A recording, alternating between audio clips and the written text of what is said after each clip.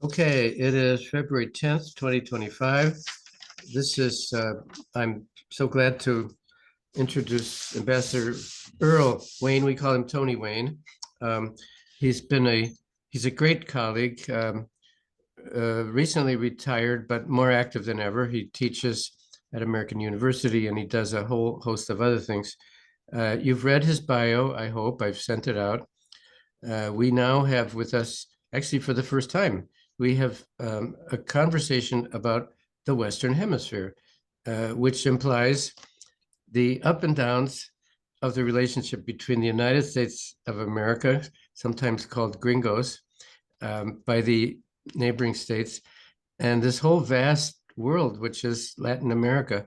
Um, Ambassador Wayne was also in charge of what we call the E Bureau.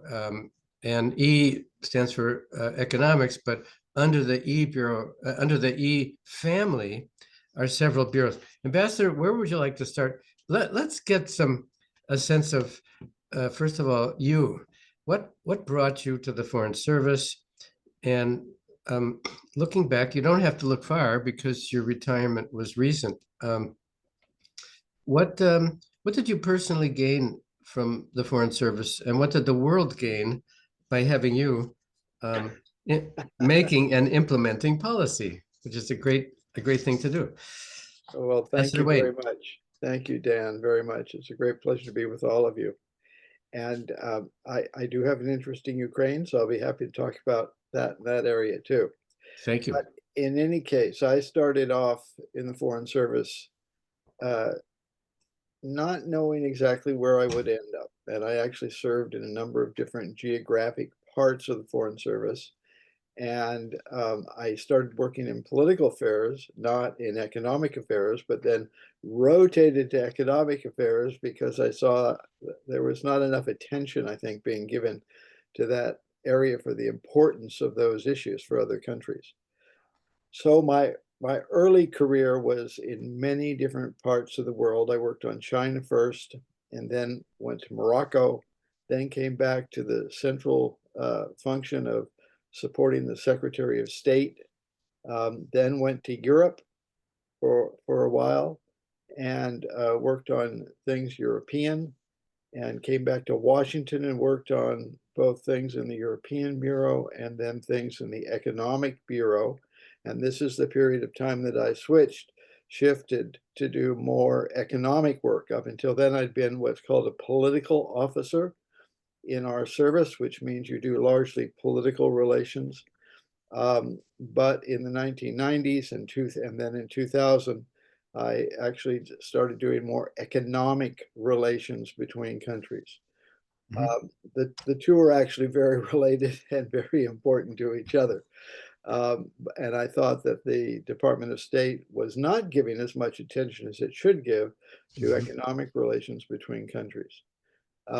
We Then, might mention that in the U.S. service, you go into, we call them cones. They are specialties. It's political, econ, management, consular, public diplomacy, and in small countries, sometimes we have a thing called Paul Econ, which sometimes is the same person. Um, but Ambassador Wayne, I think, very insightfully, is true that the first impulse that people have when they join oh, I want to be a political officer, um, and that indeed is it's the most competitive of the five specialties, and it has a great appeal. But thank you for turning your attention, Ambassador, to something that's really fundamental. Doesn't get a lot of attention.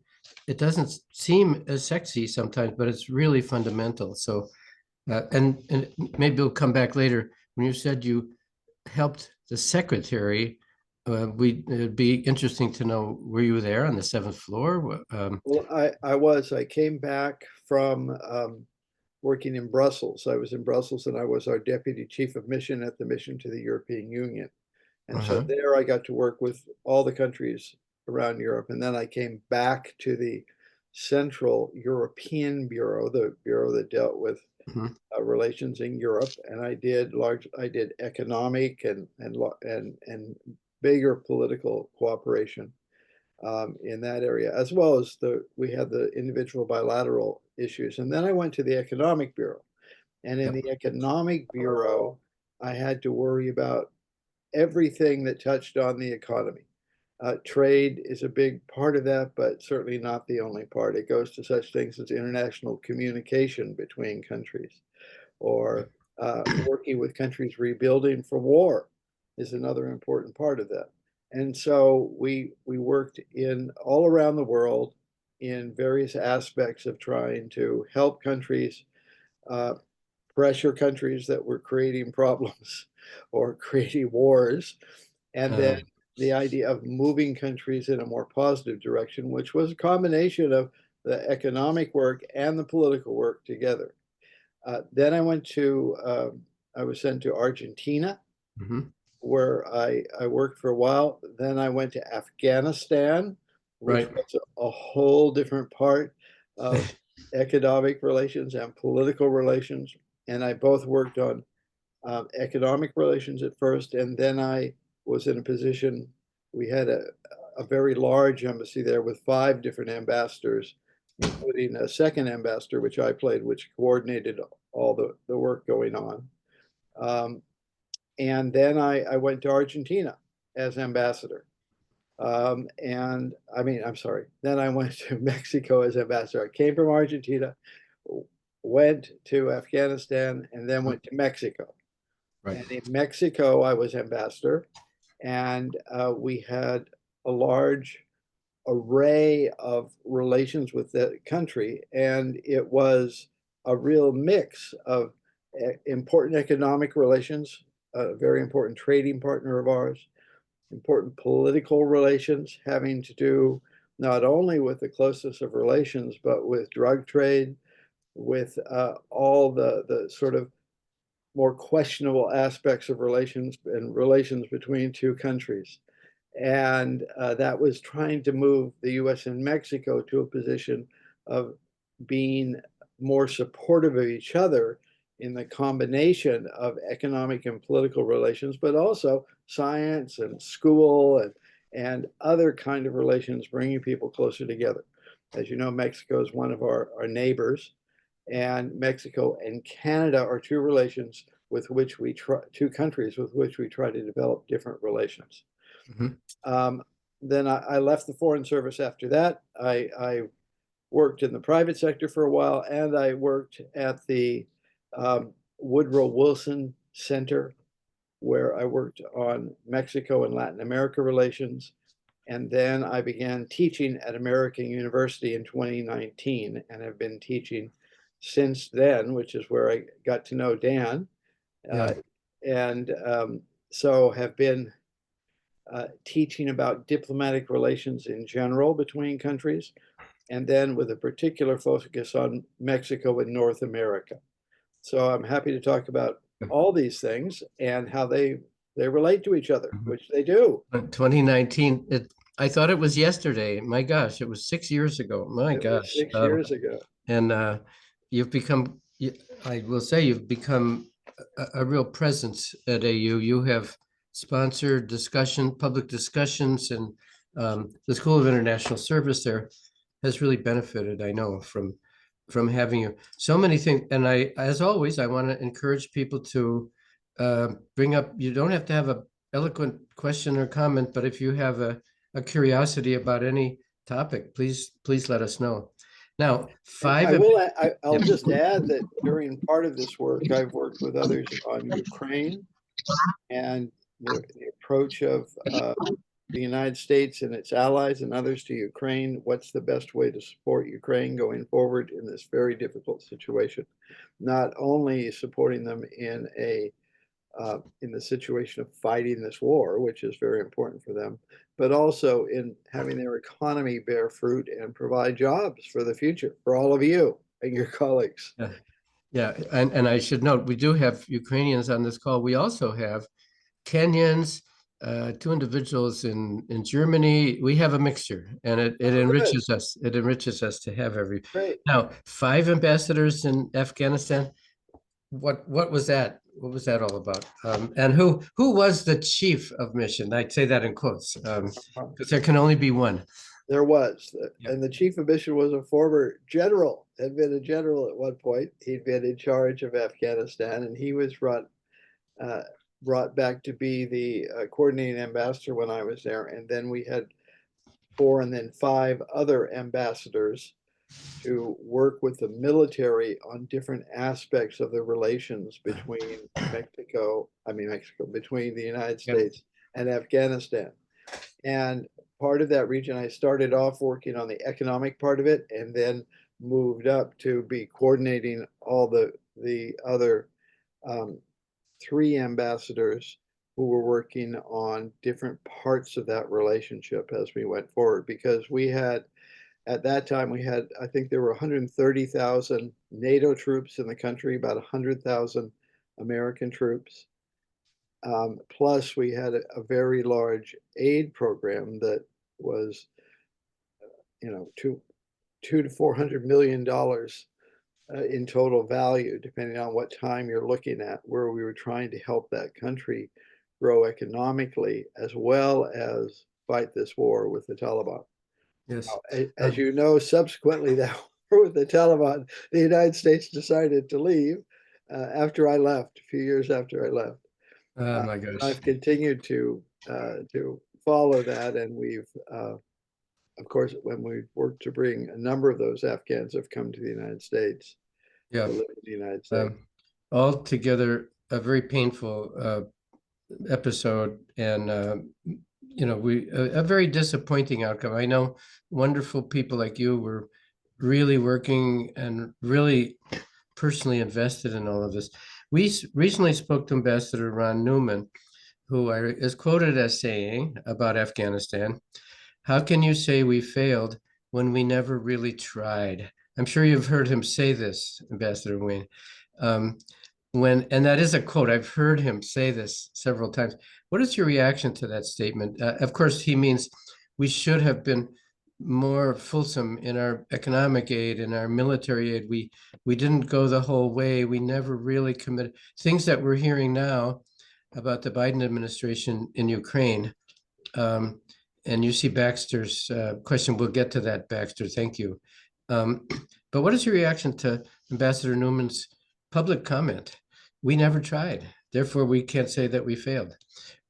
Well, I think I would say that we did not have a consensus to have a long-term effort in Afghanistan. Okay. At many specific moments, a lot of people were working really hard with Afghans, with people from other countries to find success in Afghanistan. It would have taken 10 to 15 years more of sustained and gradually reduced efforts of bringing this together, bringing this to a more fruitful outcome. And the United States lost its interest in doing that is what happened. Thus, the importance for a number of other countries in the world of showing that those countries are committed, that they're willing to make an effort, and then the United States and others will be willing to continue their support for those countries.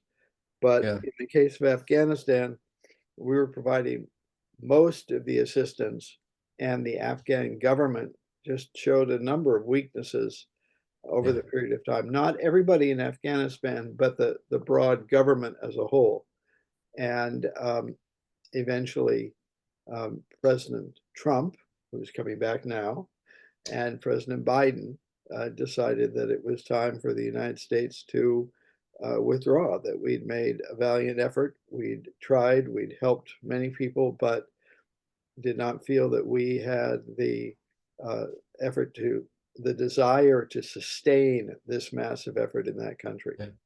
The agreement was made by the previous President Trump, and Biden, in explaining his actions, sometimes defending them, said various times, the commitment was made. All I did was carry it out. And of course, presidents have options. That's the option he took. It was very unpopular at the time with the U.S. military, and it was a very painful decision. He would say, he has said, it had to be done. And as President Obama used to say, rip off the bandage. What was your own emotional or professional reaction the day you found out that the U.S. would be definitively withdrawing? Must have been a big day for you. Well, it was a big day. I was disappointed because I thought we did have the strong support of the vast majority of, how shall I put this? Well-educated or people with college degrees or further than college degrees support, because Mhm. they saw the value for Afghanistan of moving into the more modern world. It's not that they weren't Islamic, but they did not believe in an Islamic republic. They believed, they did believe in it. They did not believe it. They believed in an Islamic republic that was democratic. And there are others, the Taliban, that believe in an Islamic government that is not necessarily democratic. And we had a difference of opinion on that. And so it was very sad for me and for others to see all the progress that we'd made being put aside and moving into this shift to a different regime, a regime with which we could eventually, we might have some sort of a relationship, but it would be a very different relationship than the one that we had with a non-Islamic republic, generally trying to do things that we thought would be good for the country in the long run in building ties with other nations around the world, and especially in its region. Well, here's one for you, Ambassador, and I'm thinking of Vietnam. The former enemy, in this case, the Taliban, years later becomes a friend. How does this happen? And how do we help make it happen? We would rather have friends than enemies. The Taliban, as you just said, we really don't know. The jury is out on whether they will be repressive and bring their country into the mindset of previous centuries instead of advancing. But it seems as if they want to be partners. They say so. What is your sense? You've been gone, of course, for quite a while, but do you think the Taliban could reverse from being our enemies, where we're actually in a shooting war, and someday become partners? I think that part of the Taliban could, and I think they're part of the Taliban that would be happy to do that right now. And then there's part of the Taliban that believe that their Islamic principles should dominate, and not that they couldn't have relations with us, but they would not be close relations. Um, And I think right now it's that portion of the Islamic jihad, the Islamic forces that control the government, those that are more open to having relations with us, which include some of those who were very effective as anti-American guerrillas, yeah. uh, think that they could have an economic relationship, and they could actually grow more economically if they had that relationship with the United States and with others. When we think of various things in history that we're familiar with, the U.S., the United States of America, rebelled against England. They are now our closest ally. The United States had a conflict in Vietnam. The government of Vietnam, while it's rather authoritarian, has been friendly. American tourists go to Vietnam, and they're very warmly welcomed. How long does it take for this to happen? And um, drawing from what we know from from history, is it just time that heals, or what other factors, perhaps economic ties, strengthen or create a kind of friendship? But this is very esoteric. I don't know if you've thought about this. What do you think? There was a book 10 years ago, How Enemies Become Friends. You may be familiar with the author. I think you may know the author. Um, do you have thoughts about this? You must, because you were in a country during a shooting war, and we know that you hope to be. We hope for this relationship to be improved. Peterson Waweru, sitting in Nairobi, was the plan flawed from the beginning? Okay, good question. And we'll stay on Afghanistan for a while. We're going to drag you over to Mexico, Ambassador, and we really need to know your thoughts on that.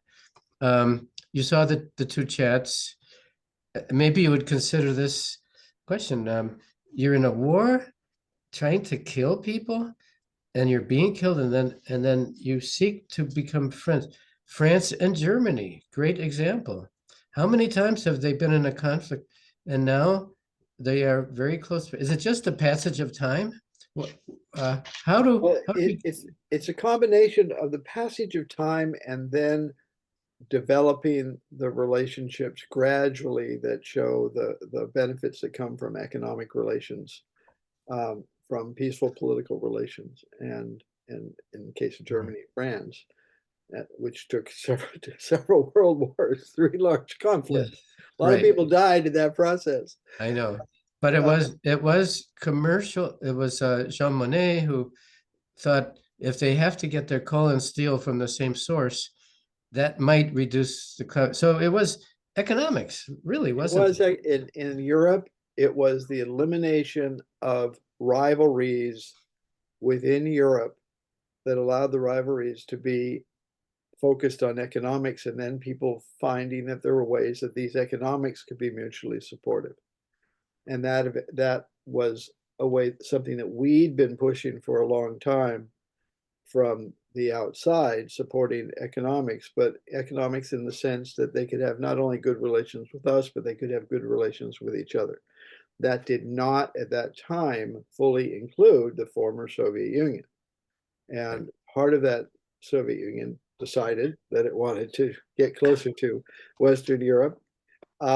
And there was a time when Russia was willing to look at that also, but the relations between Russia and the rest of Europe and the United States did not follow suit in the same direction.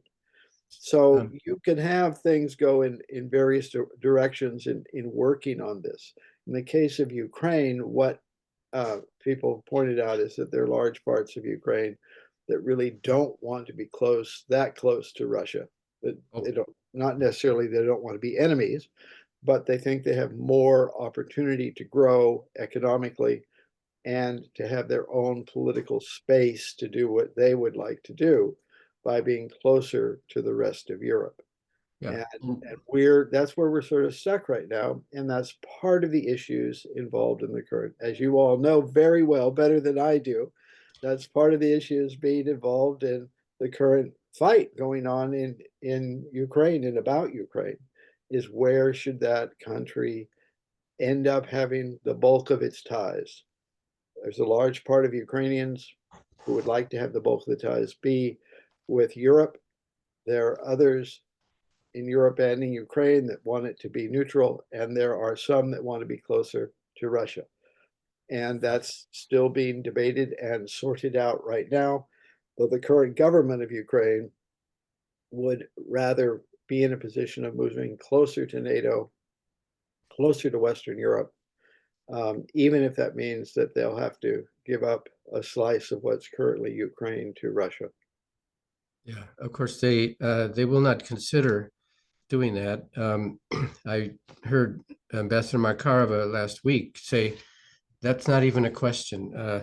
Um, Now you say a large part, 91% during the referendum decided for independence. That doesn't mean 91% want Ukraine to be part of NATO and the EU, but it's probably very close to that percentage. It's more than a lot. It's almost everybody. Well, just a last question on Afghanistan, and we want to get Ukraine, Mexico, and the Western Hemisphere. Um, I'm sure you remember the Peter Sellers movie from the 1960s, The Mouse That Roared. Okay, um, and the idea, it was a comedy, but the idea was, Before everybody else who's alive on this phone call. yeah, I guess that's true, but so I guess we need to explain this. It was a comedy. It was a fictional country the size of Liechtenstein, um, or Luxembourg, declaring war on the U.S., mindful that when the U.S. fights a war, we're thinking World War II, they defeat the enemy and then they rebuild that country and they give them aid. And it was a funny comedy at that time. Uh, the idea being we can rely on the United States to help us after we've been in a war with them. Now, Afghanistan is one country of 198 countries. And it rightfully got an enormous amount of attention and resources. Um, but I would think that there would be other countries equally in very challenging situations. Sudan, South Sudan, um, Myanmar. I can think of so many countries that are troubled. Was it fair for the United States to pay all of its attention on Afghanistan and Iraq when there were so many, Gaza, Middle East? Did that ever occur to you that we were giving so much attention to one country, Afghanistan, when so many others were in great need? Is that a fair Well, question? it's a fair question to ask, and there are many countries in great need around the world. In the case of Ukraine, of course, we had had ties with Ukrainians since the early 1900s, with Yep. millions of Ukrainians leaving what was then Russia during the Civil War and other things and coming to the United States. So there was a long time, there were long ties between Ukrainians and the United States, even if the ties between the two countries was not so close. And I think there was a sympathy to be open to those the requests from Ukrainians to have support, as there was in the rest of Western Europe, to have support for moving closer to Western Europe, moving closer to NATO in this relationship, and getting some protection from Russia, which which made a decision in the 1990s not to pursue a closer relationship. There was an opportunity in the 1990s for Russia to move to more of an allied, more of a partnership position with with NATO and with the United States, and they decided not to do that. And Ukraine at that point was divided, was neutral. The Ukrainians then decided that they would rather be closer to Western Europe and the United States, and that gradually led to the current fighting that we're having, where Russia decided that it wanted to have more of a strong role in Ukraine, taking over some of the territory and then having a government that was more subservient to it in controlling Kiev. Yeah, I guess we should admit we pay more attention to some crises in some countries than to others. President Biden had something, I forget the exact name of it, domestic sources of foreign policy, which is basically a reminder, I think, that any country's foreign policy is driven to a large extent by um, the feelings of the country, whether it's England or France or Russia. Uh, a big component in what we call foreign policy is really domestic. You're implying this when you mention the people to people presence that Ukrainians have had for 150 years in the United States. That it seems to create an empathy, an attention. Now we have some very good chat questions before, and I promise we'll get to those. Anything else about Afghanistan before I drag you over to the other hemisphere? No, only just to say in Afghanistan, though, the military and the US foreign affairs apparatus that was involved in Afghanistan saw the more positive views of that relationship and were generally much more sympathetic to developing a closer and lasting relationship with Afghanistan. But that's not the way the flow of international relations went. Yeah. And the United States pulled out of there. And has still had for the past several years a difficult relationship with at least many hundreds of thousands of Afghans trying to leave the country and trying to come to the United States. A number of whom have, but others of whom are still stuck in Pakistan, some of them stuck in the Middle East, some in other countries. And we'll see over the next year or so whether they still have the opportunity to come to the United States or not. But the closeness of the relationship between the United States and Afghanistan is much more questionable. It's much more a question right now of whether the United States will have a talking relationship, a speaking relationship with Afghanistan, Yeah. or a more distant relationship with it. Yeah, I'm guessing they are talking, just not in public. Um, Baxter's question is so relevant. Let's take Baxter's question. How much autonomy does an ambassador have? You were one of five. When there's a war effort, does the bureaucracy or the military presence limit your autonomy when you're how much sway and how much can an ambassador actually decide in the field aspects of foreign policy that's formulated in Washington? It can have, an ambassador can have a large influence, but really can't decide that over the long run, because you need continued support from the United States, both for economic aid and sort of the non-military aid, and for the military side. And if you don't have that support coming from the United States, it's unlikely that you'll be able to sway the direction that that country is going in. Mhm. So once the United States lost its support for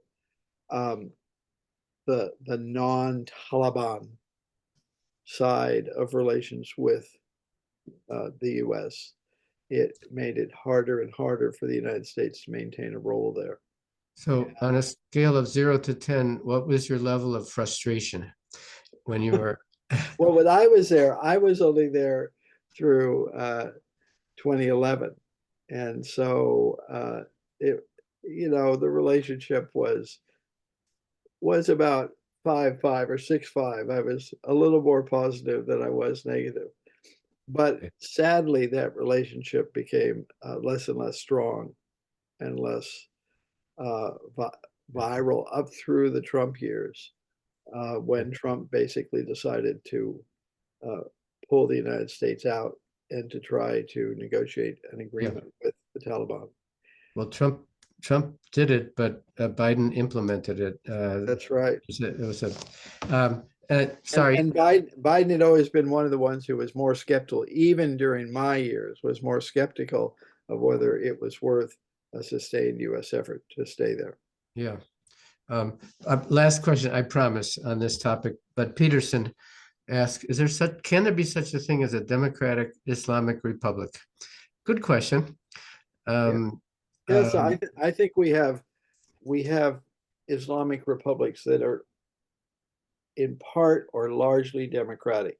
That does not mean they will be pro-US. I think if you look at Iran, for example, that has a big democratic function, part of it, that works pretty democratically, but they end up electing people who are not in support of good relations with the United States. So that makes it very hard. There are a number of other Islamic countries that are not democratic, but have a more pro-US orientation, and some who are democratic who would like to have closer relations with the United States.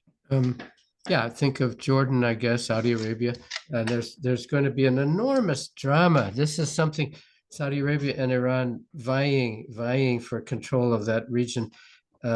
This is a thriller. If this was a movie, we would not leave the theater until we saw the conclusion. An enormous rivalry. Now, Mexico, Argentina. Can you tell us first, Ambassador, thinking of when times were normal, because right now they're not. When times were normal, I've heard you speak very eloquently on the close economic relations of the three North American countries, Canada, Mexico, US.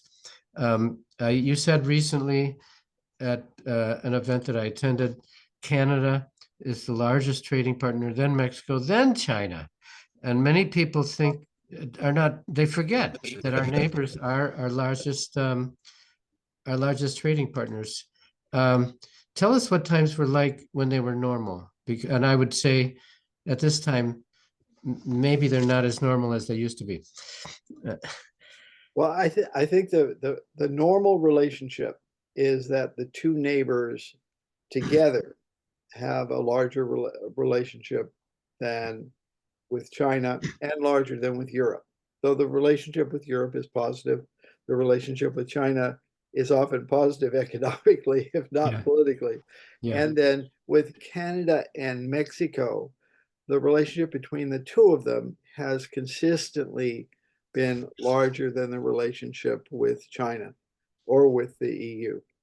And I think that has to do with geography and a decision made in the late 1980s, early 1990s to move the three countries together more closely economically.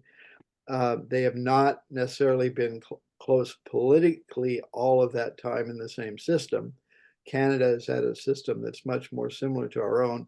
Mexico has a bunch of smaller differences and is not quite so democratic, I think some of us would say, as Canada. But Mexico has become the bigger economic partner with the United States over time, and Canada has remained a really solid economic partner, both providing more raw materials in the sense of oil and minerals and other things, and also trading with the United States. The relationship between Mexico and the United States has become much larger in the economic area of making things together, where the United States has remained a very large power in making different inputs and having it going in, having them combined in Mexico, and then going back to the United States as the final product. And this is especially evident if you look at autos, where the final cars increasingly come from Mexico, even though a big chunk of the value of those cars is made in the United States or reinforced in the United States and ends up coming from Mexico. So, and then it varies. Different parts of different materials come in different ways. We get all sorts of fruits and vegetables and other things from Mexico. We send them a lot of cattle, which they're happy to eat and translate. And so you find different relations, and the same thing is true between Canada and the United States. So what you basically have overall is three countries working to support each other and together working to produce an overall economic system that provides a lot of the basic needs for all three of the countries. Then we get all sorts of input from other countries coming either into the United States, coming into Canada, coming into Mexico, that interact in different ways, basically reinforcing, I think, what is a strong relationship across North America, supported by Japan or Korea or France or the UK and Germany and others. I remind everybody, we're talking about the normal relationship, which has been, there's some suspense about what may happen with tariffs. And I don't know if those who are working on tariffs have figured out what is an import. If you have a car, as I asked you at your talk, Ambassador, how do you figure out if you have a car that's assembled in Mexico with components from Asia and the United States, and you decide to impose a tariff, how in the world do you figure out who is supposed to be suffering here? We can jump to that if you want. It's this, I mean, I can't make any. Has anybody figured out how this would work if there were increased tariffs on things like automobiles? Well, it would, in the very short term, harm all three producers in all three countries. And it would end up costing United States citizens more for that final product.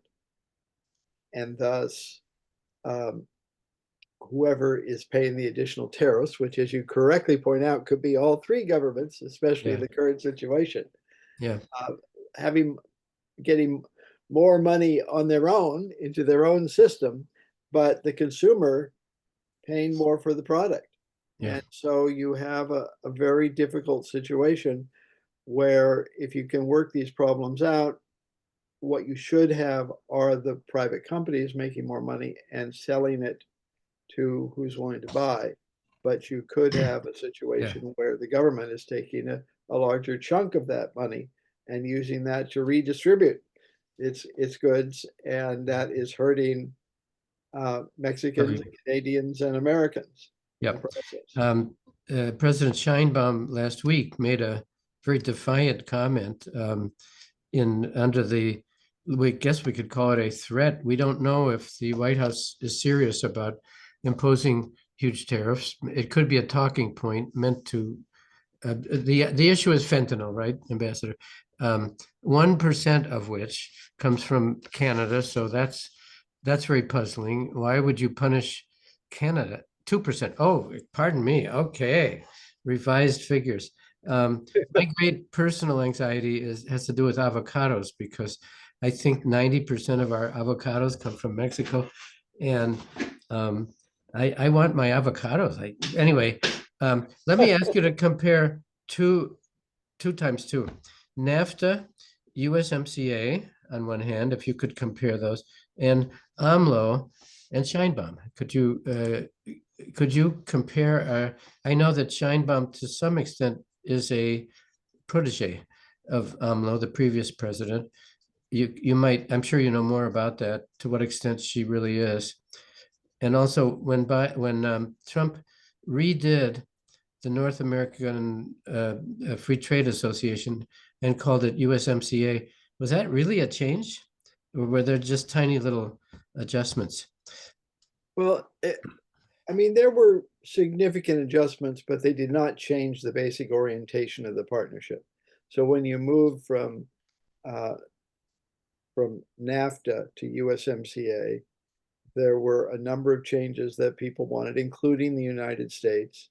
It came out basically similar, though with some key exchanges that allowed the United States to maintain a strong role in this trading relationship.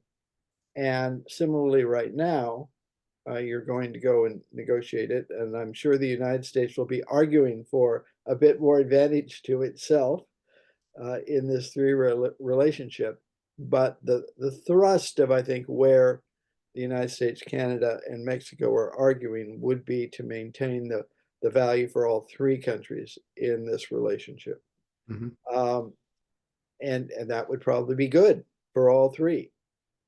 Not that the United States couldn't do it, but it would end up paying a lot more for the goods that are produced in North America. And thus, the United States people would be paying much more for the goods that they buy.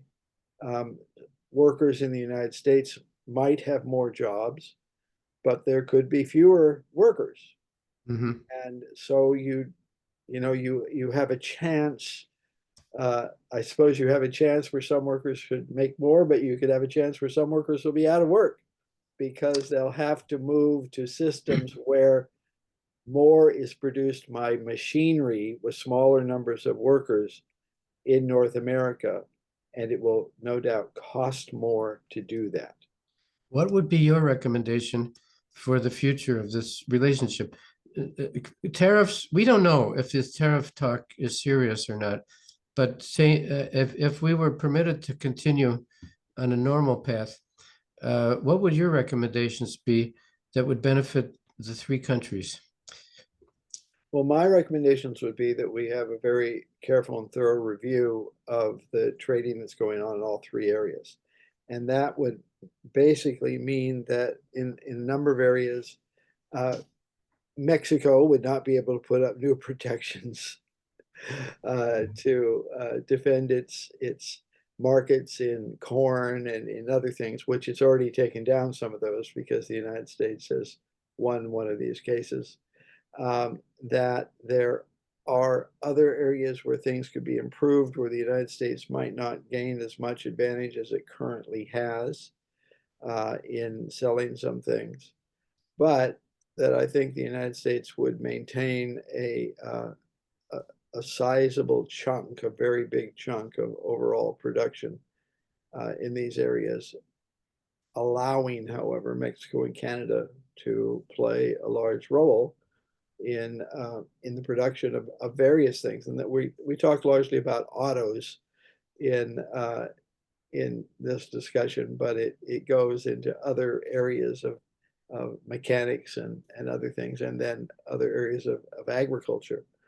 Where all three countries are going to be benefiting from the fact that they're all sitting right next to each other, and it Yeah. makes sense to produce things together. Now, the question becomes, what different things can best be produced? And Okay. most of the answer for the US industry is, well, let us sort this out. We'll just build things where it makes sense to build it. And governments get pressed to go in and interfere and say, no, we should have a certain percentage and do this, and that will have to be sorted out. Uh, But I don't think there'd be large shifts in that percentage going forward if we were doing it in a way just based on value added of the three countries. So you think the private sector is better equipped to figure this out than government? I do. And Yeah. I think the government role of government should be making sure that there's a fair competition, meaning that nobody's using means that distort the trade and distort the prices. But beyond that, we should be allowing the industries to produce with the best outcome for the overall market and be responding to what people want.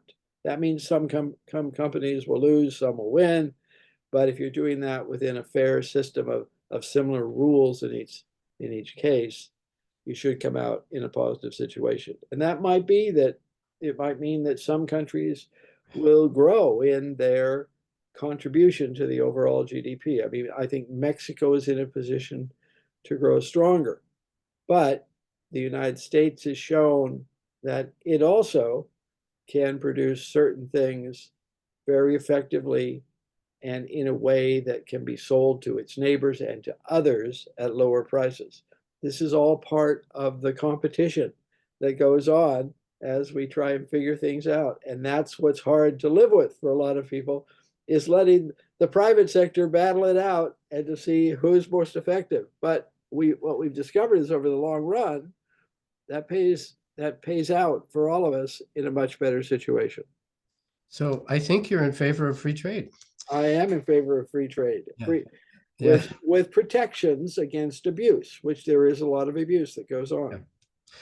Now, you mentioned jobs without workers. What will be the, and we know that we don't know the numbers, but we know that many non-documented people living in the US are being deported. We don't know if it'll be thousands or hundreds of thousands or more, but what will be the effect on the economies, let's say, of the US and Mexico, if the US loses many low-paid wage earners? Is that something to be concerned about? I mean, it has a human dimension. I want to put that aside for a moment and just think of the economic consequences. It does have an effect on the economy. The effect on the economy is that it's going to raise prices in the United States. So basically, I think what could happen is to have more workers working under a temporary work permit situation where they can come up at lower wages, work in the United States, stay here for a period of time, have it be regulated, and have that flow back and forth. Yes. And I mean, many of them would be quite happy to come up and work, get paid less, and then to go home for several months or for a year and then come back again and do that. We haven't allowed that situation to take place. Rather, we've wanted workers to come up illegally and just start working in the United States to fill these jobs, which is very good for our economy. It's not so good for the worker. And we have to make that transition. That will be a hard transition to make. Legally, or I think sometimes legally, Mexicans came in the agricultural sector in the American Southwest, in California in particular. There were some arrangements, weren't there, that were actually formulated and which permitted. I don't see that happening in this administration. But is that, It's happening, but not as much as it did in the 1940s and 50s, yeah. early 60s. Um, We did away with it. Then we have certain work permits in certain areas, both in Canada and in the United States, where workers come up and work for a number of months, and then they go back home for a while, then they might come up again. I think we need a bigger situation where it's just fine to legally come up. We do need less expensive workers. And so, many people are quite happy to come up, do these harder jobs for a while, and then they'd be happy to go home. yeah. We have to be willing to work that out. So here's an easy question for you. Tell us about the Western Hemisphere south of Mexico. Tell us what we need to, I mean, uh, that's a whole world, isn't it? It's a whole It is, universe. it's a whole Yeah. different world. Uh, And I think what it is it's a large, I mean, there's a whole bunch of stuff going on there because there are in different countries, there are different challenges going on. Basically, the idea is to move to a situation where we can negotiate economic relations with all of these different countries in a way that will allow a freer trade situation, a freer trade regime between the United States and the countries that we can deal with the countries where people are trying to leave to find better jobs, to find a better political situation. That's going to be hard, but it's going to have to be negotiated. mhm. Um, and we could end up with a lot of different uh, trade relationships between the United States and these Do you think countries. it would be more productive to have a lot of bilateral relationships, or would you like to see a USMCA that includes the entire continent? Uh, I'd like to see a larger USMCA that includes most members of the continent. All of them aren't going to be ready oh, I because think I know which three countries you're thinking of. eventually they could all come in. Yeah, But okay. some of the dictatorships, I don't think Yeah. I would let in right Yes, away. and we should, if people are not following this, Venezuelans have had something called temporary protective status in the US because of the dictatorial regime there. And it seems as if that TPS will come to an end in the near future. For Cuba, Haiti, Venezuela, am I missing one? Um, Oh, and then there are different degrees of it with Central America and yeah. uh, with other countries.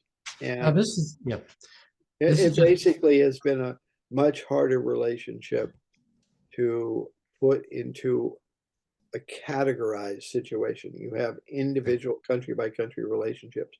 We had a series of negotiations in the 1990s for a while to try to move into a hemispheric wide relationship, but that failed. We did not get there. We just went to the larger relationship in North America and then had a number of individual free trade agreements, including a free trade agreement uh, with the Dominican Republic in Central America, with Panama, with Peru, with Ecuador, with Chile.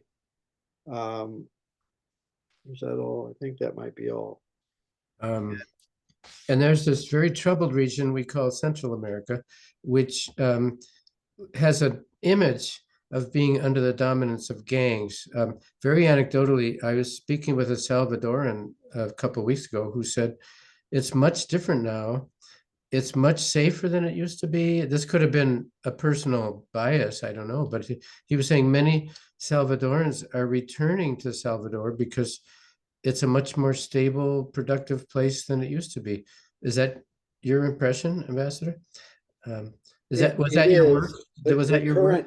the current president, Mr. Bukele, has imposed a lot of order. They put many people in jail.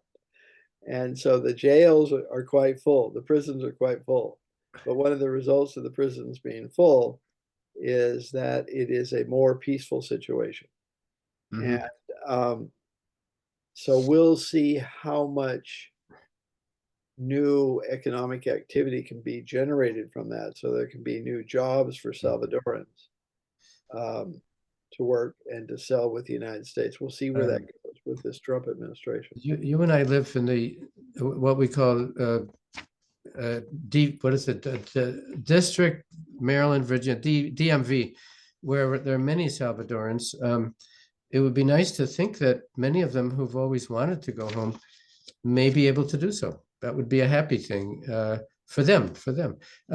Now, getting up to the present, Secretary Rubio made his first trip, I guess it was 2 weeks ago. He went to Panama.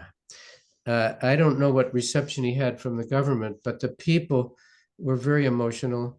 They felt very threatened, and they said so. There were many radio and television interviews of Panamanians remembering the conflict of 1989 and very, very concerned that North America would once again become more involved in their country. There was a lot of negative reaction to the Rubio visit. What is your perspective on Rubio's first visit? Well, I think what Panamanians reacted most negatively to was Trump's threat to impose a free trade agreement where we would control the canal once again. Right. And the Panamanians want to keep control of that canal. And so I think that's where we're going to end up. We may have some conditions that will allow the United States to trade and move through there at a lower cost. And I know there was an agreement to let US Navy ships go through for free. But this basically, we handed over the Panama Canal during the Carter administration to Panama to run. And we're now negotiating to see if we're going to keep it at the same relationship. My hunch is that we will, that Trump will keep complaining about it, but that the United States will have access, will perhaps not pay as much money to go travel through it as they're worried about. And I think for Panama has been for a while trying to become an economic and commercial center to take advantage of the fact that it has the canal there. It has had some success in doing that, but not nearly as much as it would like going forward. And so I think they'd like to keep building that relationship. And I think basically the current president of Panama is quite pro-US in a number of ways, but he's not pro-US enough to hand this canal back over to the United States. I mean, it was given, if I remember, it was kind of like Hong Kong. There was a 99-year lease or something like that. And Carter, we didn't just take it. I mean, we didn't just give it. We complied with a treaty, which I think was a 99-year treaty. And even then, the Carter administration went into 2 or 3 years of negotiation. It wasn't quite that, but the current narrative is we gave it to them. Well, not exactly, is how I remember. But we did negotiate an agreement with them that transferred control of it to them and put a private company in charge of managing the canal itself, not the government. So that gave a bit of distance to the United States and to others in doing it. What the worry has been that there's a former Hong Kong company that is now managing the canal.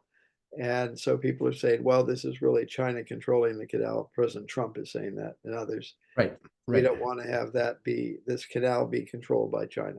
Well, I understand his point of view. China is a rival of ours. And so we'll see where this ends up being negotiated. Yeah, there has been insinuations of Chinese military in the canal. I don't think that's the case, not as far as I know. Now, you would know better than anybody. Is Sheinbaum a protege of AMLO? And how's she doing? Sheinbaum is an individual of the left in Mexico, perhaps even a bit more left than AMLO was.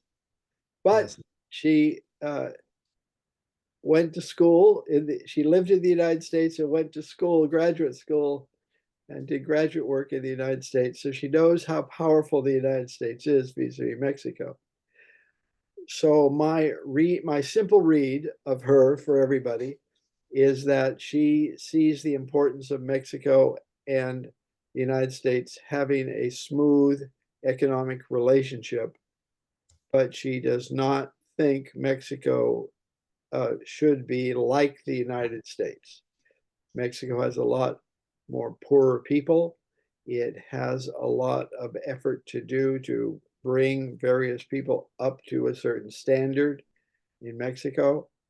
And I think that's where her focus is. Having a strong economic relationship with the United States is something that she sees as in her interest and differentiates Mexico from other countries in Latin America. The differentiation being that Mexico is a neighbor. It has giant economic interest in Yeah. creating jobs that will allow its people to gradually continue to rise up to a wealthier status, hopefully as a full partner of the United States and Canada and with others. And we'll, that's, I think, where we are right now. Yeah. And Trump has accepted that in principle. What we're going to see over the next couple of months is a negotiation with Canada and with Mexico on what a new trading relationship will look like. Yeah, I would say her speech, which I watched, was quite defiant, and it could be that the defiance was meant for her own domestic audience, whereas she's doing a double thing, isn't she? She's wanting to convince Mexicans that did I get it right? You have it right. Yeah, whereas she's talking in a very different tone with neighbors to the north. Now, many painful things going on, Ambassador. Expulsion of undocumented people. There's something like 11 million. We have no idea. We know it's causing enormous anxiety with many people.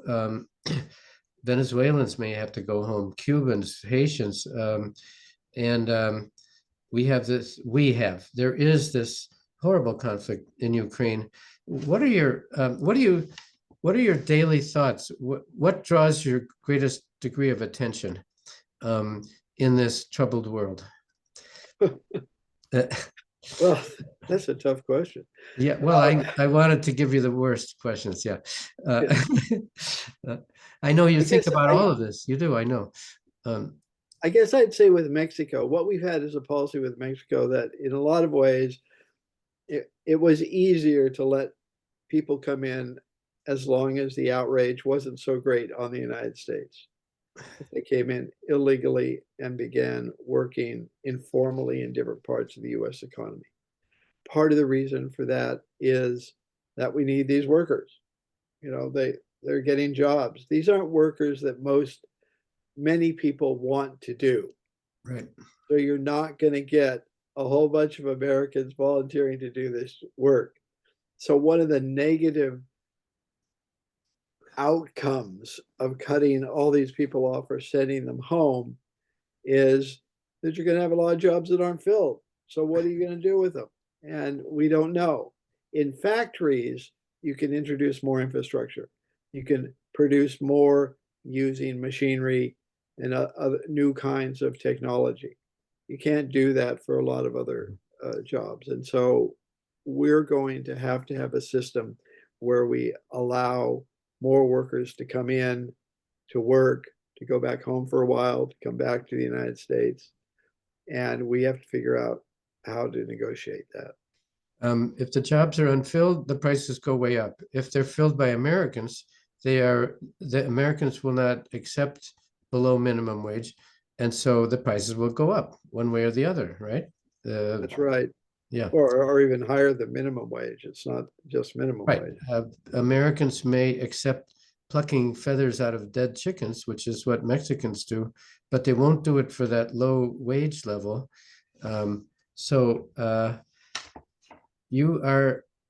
Let's say you are an economist.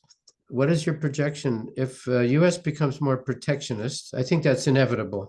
How do you see is this going to damage severely or slightly, or does it give you anxiety to see America becoming protectionist? It does, because it's going to cost us all a lot more. And people need to have help in, in thinking through the fact that everything's going to cost more. And so we could be being paid more, but we're going to have to find somebody to do these kind of jobs in the United States. And that's going to cost money. And that means that the prices of things will go up. And that means everybody's price will go up. Yes. That, I think that's going to happen in any case. But I think what we can do is have a set of temporary workers who come and work for a bit more wages, let's say the bottom part of the wage scale, and help keep prices down. And that includes, you know, working in our homes. It includes taking care of children. It includes a lot of work that is not high technology work, but is vital work still for the United States. And we're just going to have to figure that out. And for a lot of reasons, this is hard to figure out. People haven't wanted to look at it. People want simple answers to things. Well, there aren't simple answers to all these things that we have to do. Yeah.